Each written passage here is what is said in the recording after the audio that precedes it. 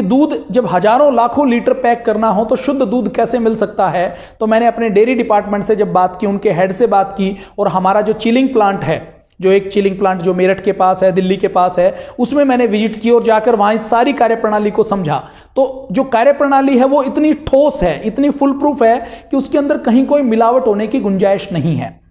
जो गांव के अंदर दूध खरीदा जाता है तो दूध खरीदते हुए उसकी जांच की जाती है। जो गांव की समिति का जो सचिव है, उस सचिव को जानकारी है कि मेरे गांव से यदि 10 किसान रजिस्टर्ड हैं तो इन 10 किसानों के पास एक एक दुधारू पशु है। उस एक पशु की कैपेसिटी मान लीजिए 10 लीटर दूध की है। यदि कोई किसान 20 लीटर दूध जमा करवाना चाहेगा तो उसका दूध खरीदा नहीं जाएगा। और रातों रात किसी किसान के घर में पशु आ नहीं सकते, तो वहां पर क्वालिटी को पहले तो व्यक्तिगत संपर्क से सुनिश्चित किया जाता है। देसी घी के बारे में यह कहा जाता है कि देसी घी का टेस्ट नहीं होता, देसी घी की सनद नहीं होती, देसी घी की शुद्धता नहीं होती। शुद्धता यह होती है कि उसको लाने वाला कौन है, उसको बेचने वाला कौन है। तो उसमें जो बेचने वाला है उसका फेस देखकर उसकी शुद्धता तय होती है। तो यहां पर फेस भी देखा जाता है कि गांव में कौन व्यक्ति बेच रहा है। सचिव उसकी जानकारी रखता है, रोज उसका डाटा रहता है कि कोई किसान कितना दूध दे रहा है। और इसके बाद दूध लेने के बाद वहां पर उसकी टेस्टिंग की जाती है। वहां पर टेस्टिंग करने के बाद उस दूध को 40 लीटर के कैन में भरा जाता है।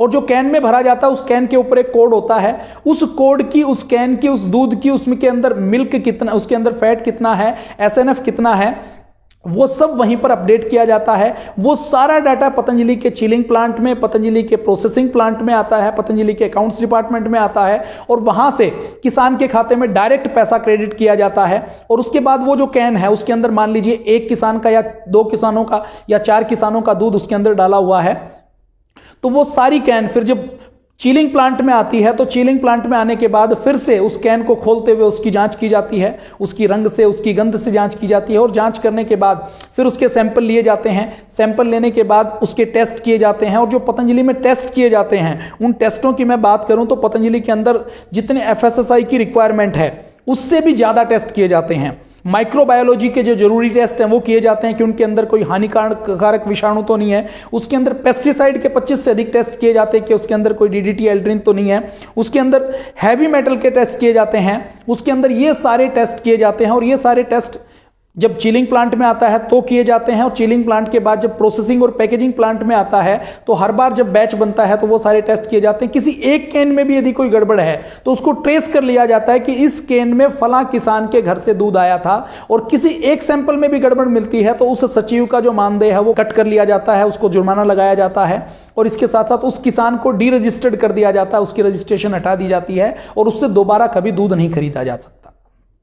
तो ये पतंजलि का प्रोसेसिंग का, पैकेजिंग का प्लान है जिससे शुद्ध दूध मार्केट में उपलब्ध करवाया जाता है। और आज यदि मैं बात करूं कि पतंजलि के मार्केट में आने के बाद लोगों को क्या लाभ हुआ, तो आप जानकर हैरान रह जाएंगे कि जो 22 रुपए लीटर का मूल्य किसानों को उस समय मिलता था, और उसमें भी चीटिंग होती थी, तो 20 रुपए का ही मूल्य उनको मिल पाता था।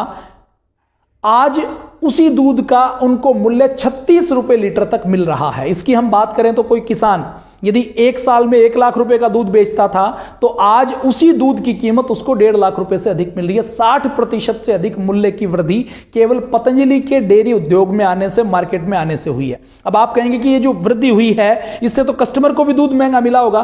कस्टमर के जो दूध के रेट बढ़े हैं वो केवल 3 से 4 रुपए बढ़े हैं, लेकिन किसान को जो मूल्य बढ़ा हुआ मिला है वो 14 रुपए मिला है। तो किसान को लाभ ज्यादा मिला है। जो कंपनियों का, बिचौलियों का जो मुनाफा था वो पतंजलि के आने के बाद उसको खत्म कर दिया गया।